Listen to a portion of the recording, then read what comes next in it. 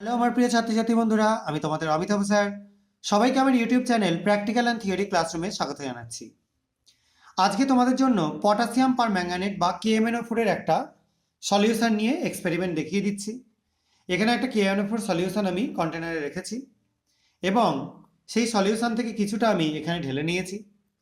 এবার এই সলিউশনটাকে আমি একটু অ্যাসিডিফাই করে নিচ্ছি। প্রথমে আমি এখানে বুলেট থেকে কিছুটা অ্যাসিড এখানে ঢেলে নিচ্ছি। বুলেটের মধ্যে দেওয়া আছে একটু অক্সালিক অ্যাসিড। আমরা বুলেটটা খুলে সেই অক্সালিক অ্যাসিডটা এর মধ্যে নিয়ে নিলাম। এবার আমরা এটাকে সামনে নিয়ে আসছি বোঝাতে সুবিধা হওয়ার জন্য। আর একটুখানি ডাইলিউট HCl আমি ঢেলে দিচ্ছি এটার মধ্যে। তো দুটো মিলিয়ে একটা সলিউশন করা হয়ে গেল।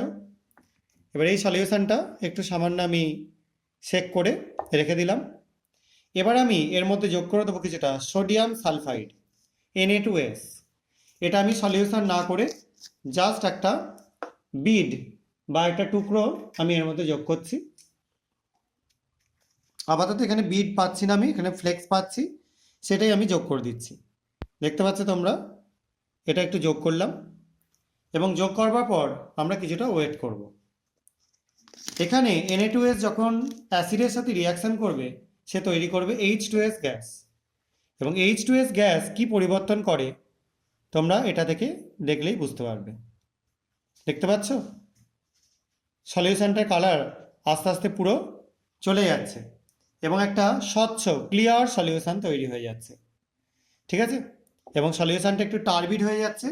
সেটার অন্যতম কারণ হচ্ছে এখানে সালফার তৈরি হচ্ছে, সেই কারণের জন্য সলিউশনটা একটু টার্বিড হয়ে যাচ্ছে।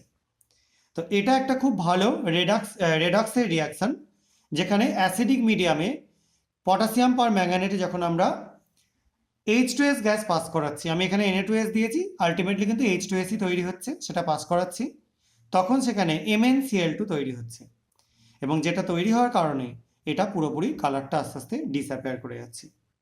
আশা করা যায় তোমরা বুঝতে পেরেছো। যদি কারো কোনো কনফিউশন থাকে তোমরা সেটাকে কমেন্ট সেকশনে লিখে জানাতে পারো। এবং এই ভিডিওগুলো ভালো লেগে থাকলে চ্যানেলটাকে সাবস্ক্রাইব করো, ভিডিওগুলো লাইক এবং শেয়ার করো। এবং যারা এতদিন ধরে চ্যানেলটাকে সাবস্ক্রাইব করেছো এবং ভিডিওগুলো দেখো, তাদের সকলকে আমার তরফ থেকে ধন্যবাদ। আজকের মতো এটুকুনি। সবাই খুব ভালো থাকো। বাই।